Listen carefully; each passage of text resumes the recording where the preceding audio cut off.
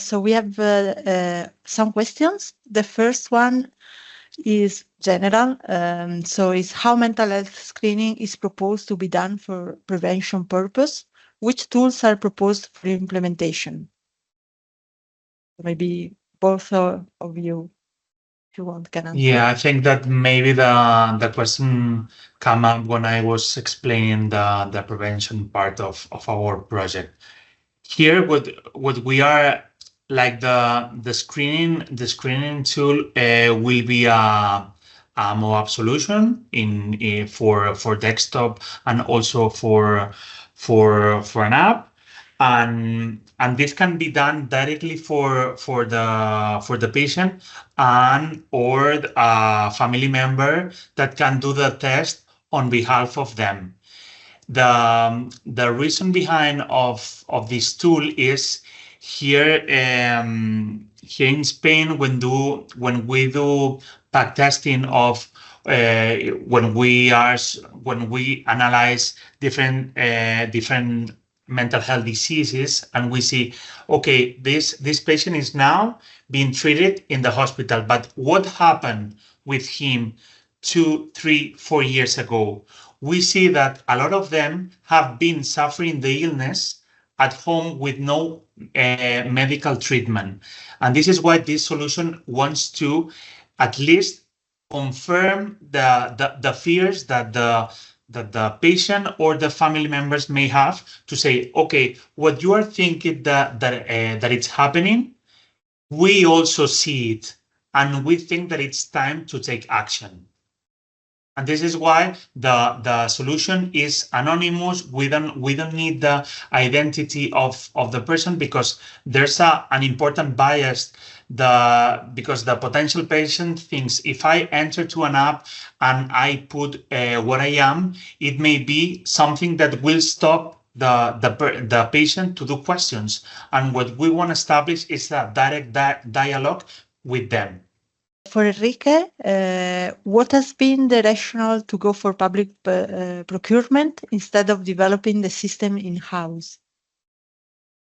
Yeah, I'm assuming that the question is linked for the prevention tool that I was mentioning.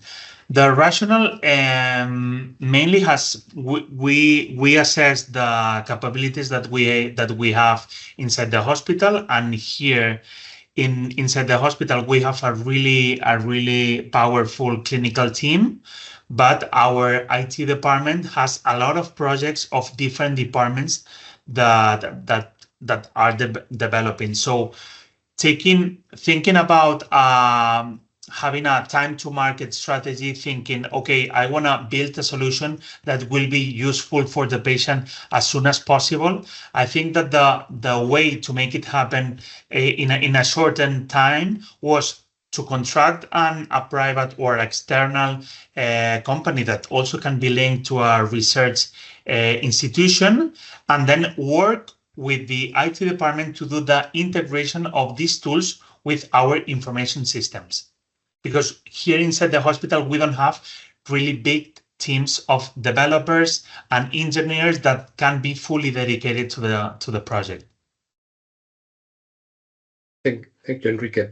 I propose to start the moderated debate. If there are more questions, we can take them later. Just both Enrique and Dawn have talked about barriers and challenges. I would like to start the discussion with all of you in the room with this very simple question. What is the most critical barrier to overcome when you are about to deploy large-scale digital mental health tools, which Enrique was talking about elements of technology, elements of the design of the solutions, elements of the procurement process. Dawn was highlighting elements of digital inclusion, for instance, or funding. So what is in your opinion? And then this question, I would like to hear from Dawn first and Enrique. So you have given us a plethora of barriers or challenges. So what is the number one that you have faced or you expect to face in this large-scale deployment? I I would say clinical acceptance. So that sort of cultural element, which is the hardest thing to do. However, I always like to put a positive spin on things. You know, the solution to this is, you know, having that evidence base, the engagement, and having, you know, your marketing approach as well, but also those partnership working and collaborations are really important to help with that barrier. Sorry, I gave you a bit of a sandwich then, but yeah. In line with the question that was in Capital, that we have digital literacy, the clinicians as a resistance. I think Enrique was pointing to resistance in his presentation. Yeah, so what is I really agree. Yeah, I wanted to say the same thing. For me, what has been harder so far is to try to make the clinical teams understand that their job is not longer visit the patient and prescribe medication.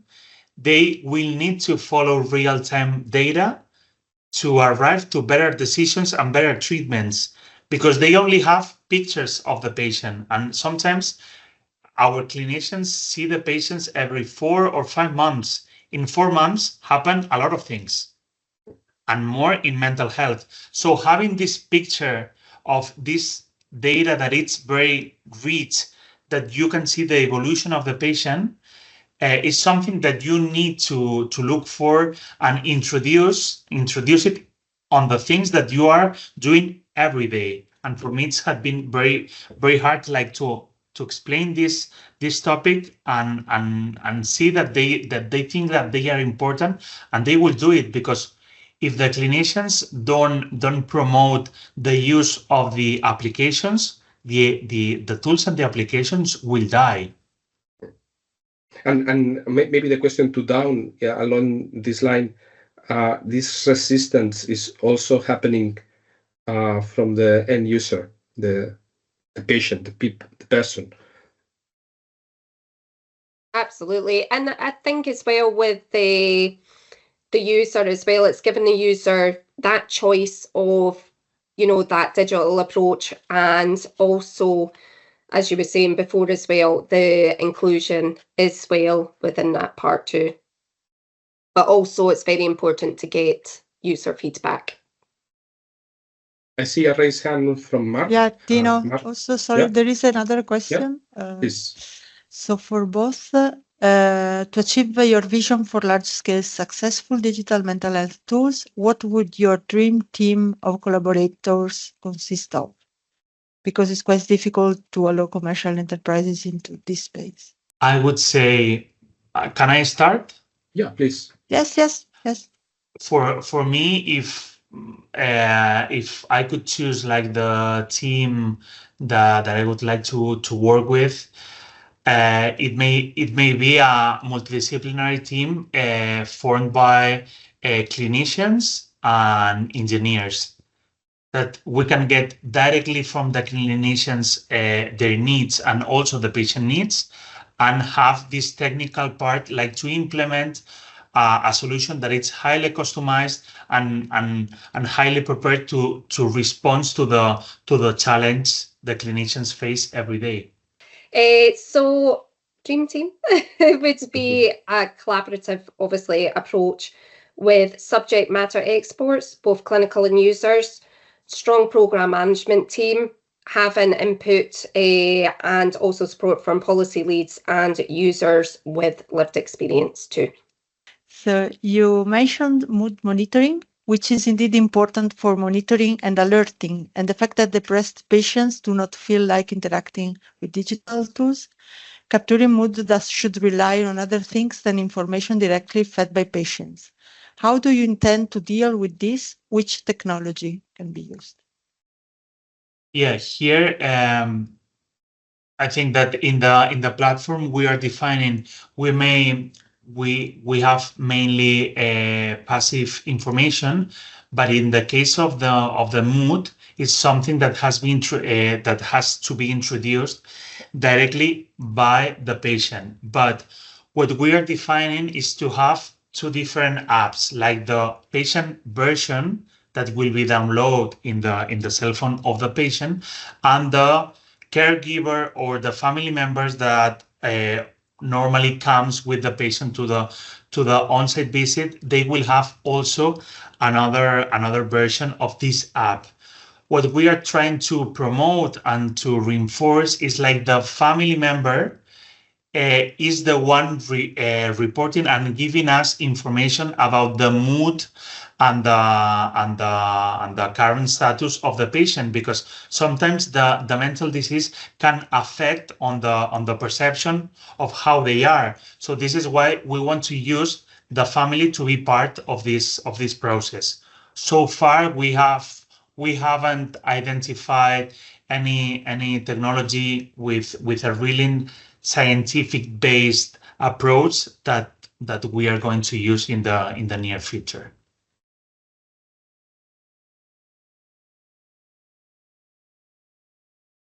Maybe Mark?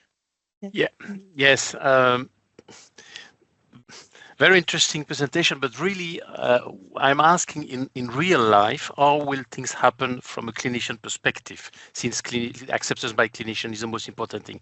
Enrique, you say that doctors need to accept, to learn and to accept that they will not only be visited by patients for once in a while, but that they will receive real world data.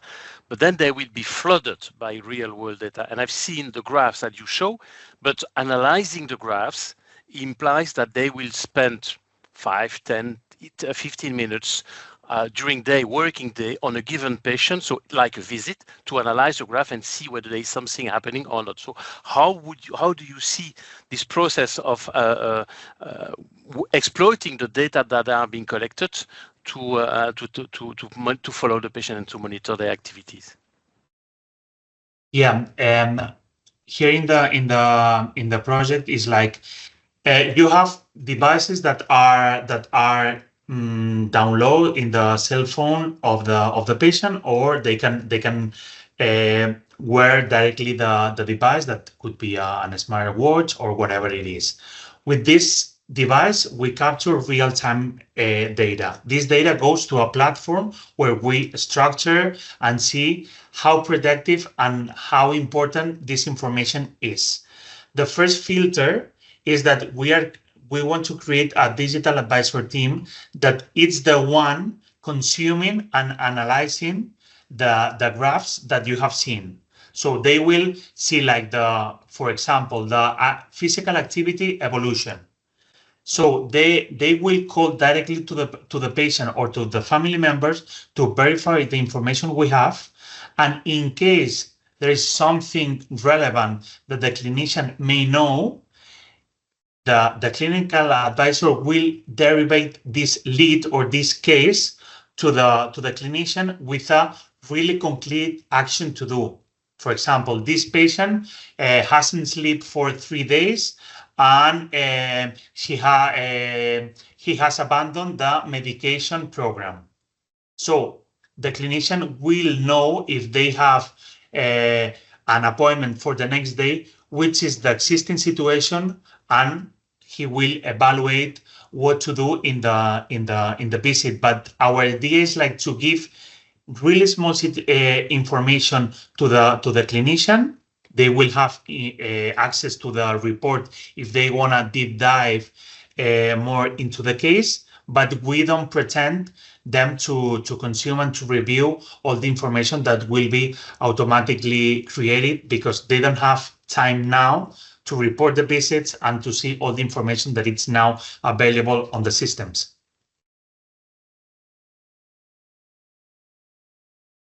Here you are referring to agent, which will in fact be artificial intelligence, because the detecting the alerts and verifying them, this is really a complex process that can hardly be done by a simple program, I believe. Yeah. We wanna use artificial intelligence, but we also think that we have a cluster of patients that, if we analyze the historical hospitalizations that they have in the hospital, it's a really small cluster of patients that they usually come to the hospital. So we have, I don't have the data in mind, but imagine 200 patients that we are visiting them maybe 20 times per year.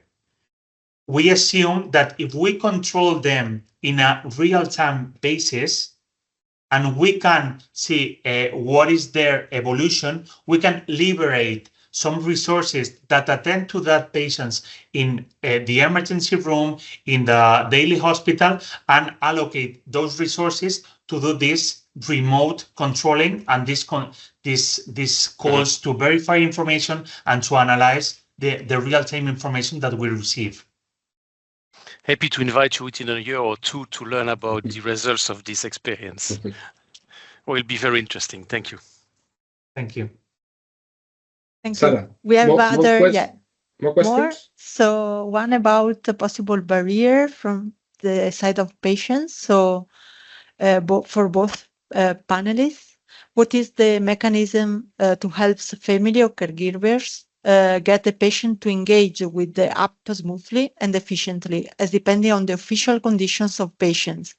In this case, considered autonomous but impaired cognitive behaviors and not yet diagnosis like bipolar ones.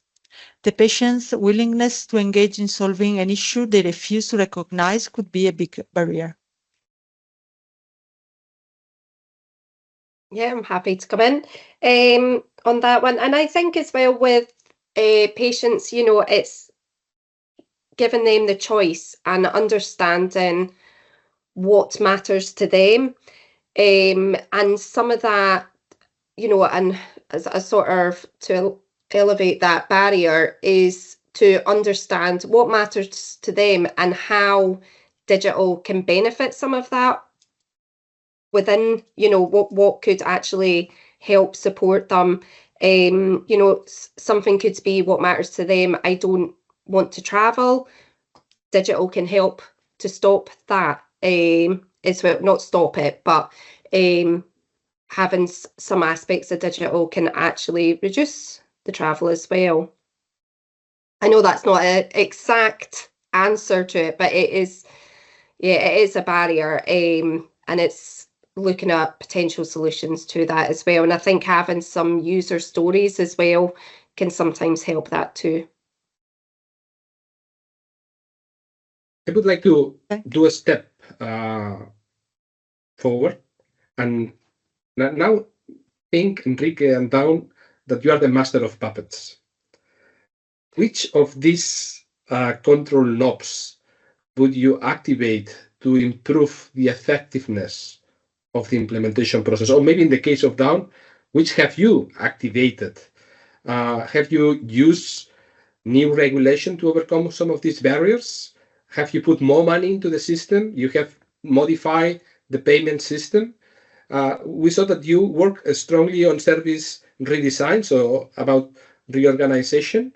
And now with this case of how to engage patients, some behavioral insights can be also a strategy. So which of these levels would you activate, or all of them at the same time? What is your experience? Within Scotland, we have national procurement. So we've got 14 territorial boards and obviously national as well. So we've got a national procurement system, process in place. And I think within that as well, it's the collation of evidence, it's the partnership, it's the collaboratives and the clinical communications. And within sort of that behaviour change is making it easy, making it simple. Mm-hmm. And Enrique, what do you anticipate? For me, as I said before, something that we have worked on a lot is the behavior change, doing training programs, and also be with the clinicians in all the onboarding of the patients, and also in the follow-up visit. And this is something that they really value, and I think that it's a continuous learning process that we have to be there with them to make this happen. something that I would like to do, but unfortunately I can, is to introduce changes in the regulation. But because here in Spain we also have a procurement law that we need to follow, that sometimes is not very aligned with the financing periods. So if our procurement process is very long and the deadline of the project we are arriving to the end, I think that following some administrative task and periods may cause some delays in the projects that we may do another thing if the law is another one, but it's something that now we cannot directly do anything. You know, there is a question about public procurement for Enrique. Yes. So what is the status of your public procurement? Are you open to go for a collaborative R&D project with a consortium with other participants? Yeah, in the first solution, the public procurement is already closed. We have finished like the technical evaluation of the companies that has presented their offers. In the passive monitoring platform that I was explaining, we did a proof of concept during half a year, and we are finishing the description of what we are looking for. And this procurement will be launched in November. And for the third block, the boys predictive models is something that we are doing in-house, that will not be any public procurement processes. And sorry, just one more question for you, connected with before the AI. If your experience will be built on a small cohort of patients with specific mental status, how will you use AI to expand the procedures over a larger number of patients? Yeah, here, once we have the solution and we test it inside in our hospital, but also in the 3 hospitals that I commented at the beginning that were collaborating with us in the project, we want to use AI to manage all the information that we will be receiving in a daily basis. Not just analyzing the information that we get from the patient, also link this information with the records of the hospital related to what happened with this patient. If we, to put an example, imagine that if I monitor like the number of sleep, I see that a patient has been sleeping 5 hours during 1 week, and then one week before after goes to the emergency room of the hospital, and this happens with a lot of patients.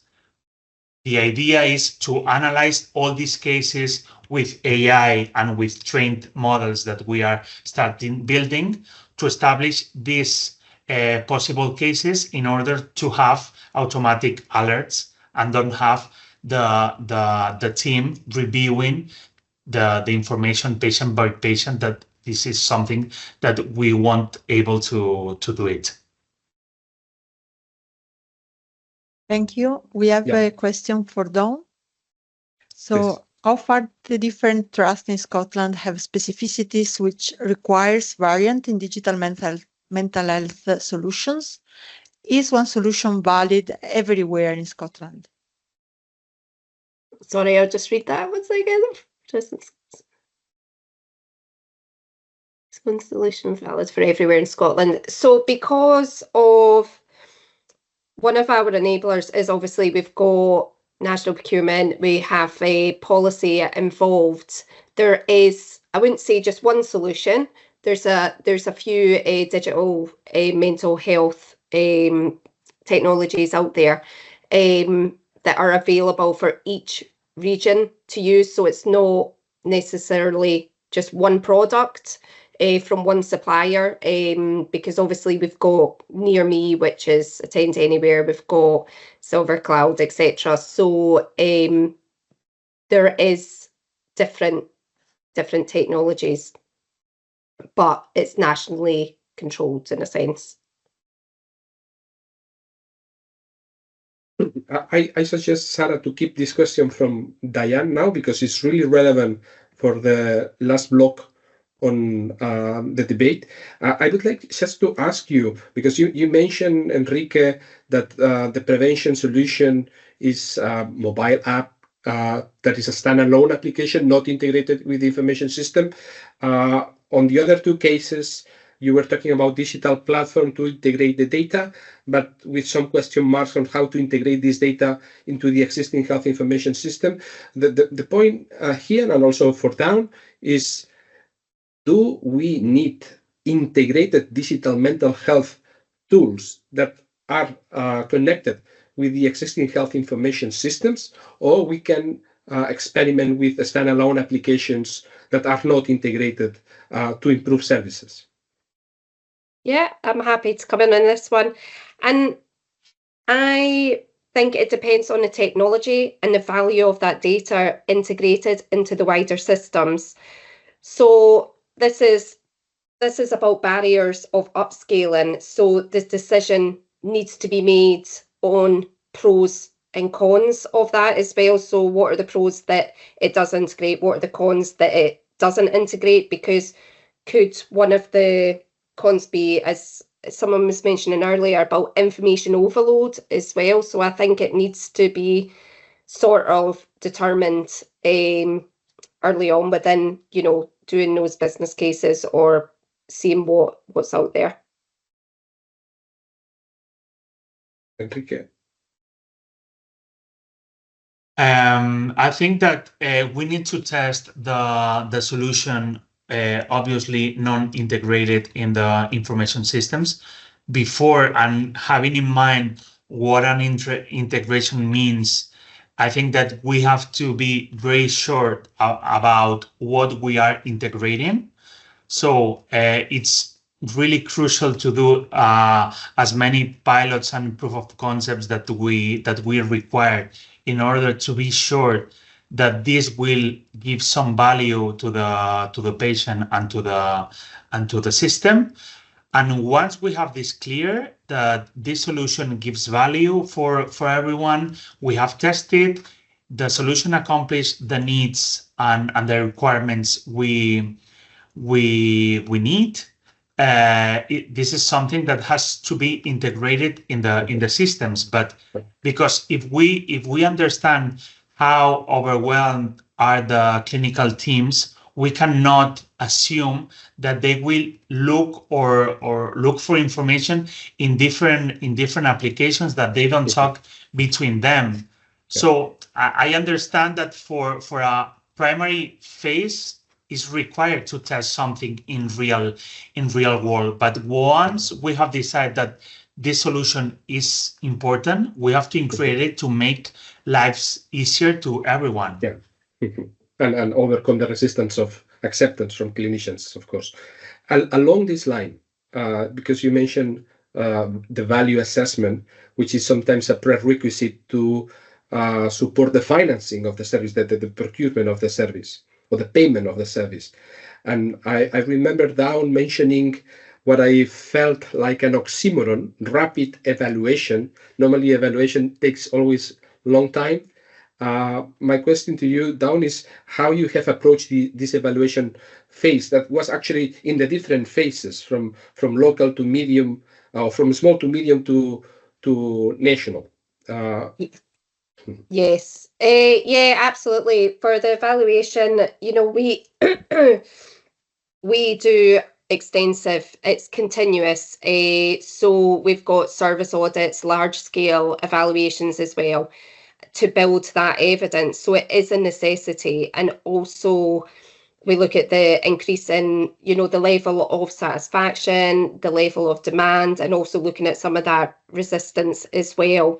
So we are continuously evaluating, and it could, different mechanisms of capturing that data as well. Okay.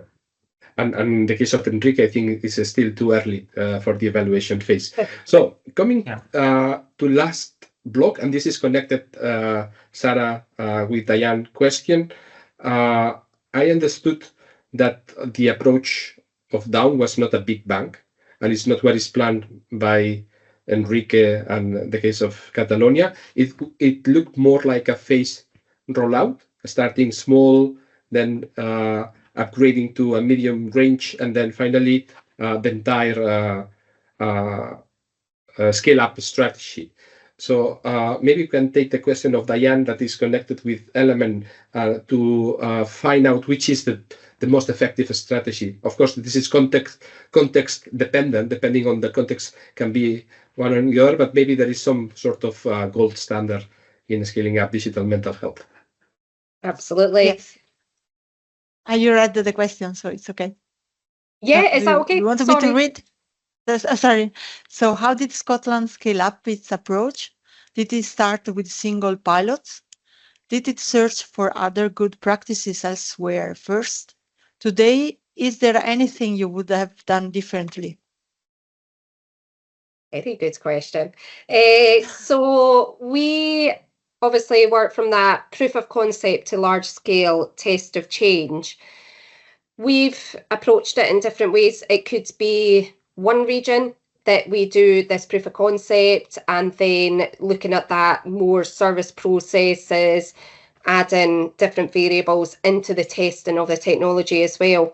But also we've done, and I don't know if this is to do with parallel rollout, but it could be collaborations with, say, 3 or 4 boards that we work with, and we're doing that improvement collaborative in a sense of testing the technology, developing the service processes, and building all that information together. So Enrique, do you plan to phase it rollout? Yeah, absolutely phase it. And what we normally do is rollout divided in 4 phases. The first one is to do a really small pilot among the patients of the hospital. Then the second phase is to offer the solution to all the patients in our hospital that accomplish like the inclusion criteria of the solution. Then we test it with the other 3 hospitals that are collaborating in the project, and the final phase will be the global rollout for all the region. So we are coming to an end of the workshop. If there is any pending question in the room, do it now, or is the last call. I think has been exciting presentations and discussion with core topics in implementing digital mental health. And we have a bunch to learn from those that are ahead in implementation. So thank you, Dawn, for sharing your experience. And we are really looking forward to the results of mental health Catalonia to see which will be the results. So we will keep track of your progress. Thanks for nice input. So the idea that when you develop any software application in Europe, you must be conform to some classifications medical device. And many try to start like class 1, which are medical devices or application or software, which do not provide any recommendations regarding prevention, regarding treatment, regarding patient follow-up, and so on. And that's very tricky because it's always like you must be at the border. If you fall into the class 2 already, you must go on all very difficult processes, like you know that law in Germany, which is called DIGA, which was on famous since it appeared. And this looks to be also let's say a border which many startups don't want to come over. So that's why many mental health applications are just for advertising purpose. So they don't have really the treatment component, because otherwise they must follow all these complex and very expensive procedures. So when there are such projects as Enrique presented, it's very difficult to build even a small, let's say, set of tools which you can first test, second, provide to a doctor, because doctor also needs a time to test it and then to own it and use it. So even imagine when that comes to the level of decision making of the financial guys of the hospitals and clinics. So that's why I'm asking if you observed or if there are some obligations that any tool that you propose or select or test should be under certain minimal requirements of this kind. Thank you. Yeah, if you want, I can take this question. It's like I think that it's super interesting the question you ask. The majority of the startups that we have been in some kind of discussions, they have class 1, that I think that it's the first step of these legal procedures and allows to at least to do a clinical trial in the hospital. But the majority of the things that are included in the project need at least a 2A, because as you were saying, the line between which is like objective data and which is a recommendation is very thin. But from a legal perspective, and in order like to protect legally the institution, of course we required a higher level of certification. So to try to avoid this thing, because I understand that the startup they have funding that it's limited, and for them it's very hard to follow a really long legal procedure. What we normally put on the table is that they may have a level of certification that do not accomplish the legal requirements here in the hospital. But if we do a kind of partnership agreement, we can do this legal process together. This allows to the hospital to introduce new capabilities to the solution that we may think that are important for our clinicians and patients. And the startup has the, like, not the funding support, but at least the compromise that this solution will be used for someone in the near future. So we have an agreement more based on the short, medium term that could be interesting enough to start this process and to allow the solution to be tested in the current clinical practice. I don't know if I answered your question, but I tried to. Yes, thanks a lot. You did, because I know also the situation in Spain, but that was one of the problems why. So I'm representing Mental ID company, but that's why we decided to move out of Spain, because that entry level to start development is really high. I mean, it's too high, and you cannot receive enough support to make proper testing, especially if you want to cover a larger population, not just people with demonstrated, let's say, evidence conditions already. Thank you. You're welcome. Thank you, Leslie. Sara, any final question before closing? Yes, the last one, I think. So is the device who referred to the question before about classification regulations? Is the device who treats patient or is the clinician? The clinician. Like the device offer information to help the clinician to base his decisions, but the device doesn't make a direct recommendation or a direct guideline to anyone. Hello, hi, Enrique. This is Sridevi. Just I have a question about this one. Does the patient is having a treatment or behavior change? What about his treatment improvements, and who is going to adopt these category to improve their behavioral change or improvements of the patient behavior? So by doctor or by the family member or by the device? No, I think that with the device, what we get is real-time data that allows the clinician to have a more concrete and exact situation, and then based on what the clinician sees in the on-site visit, the patient explains, the family members or the caregiver explains, and the information that is more objective, the clinician makes a final decision. But this device or the information that we are obtaining is one element on top the previous ones. Never substitute the other inputs that are the existing inputs that are used right now by the clinician. It's something like to increase or to have more information. So I think we can close here. Has been really rich discussion.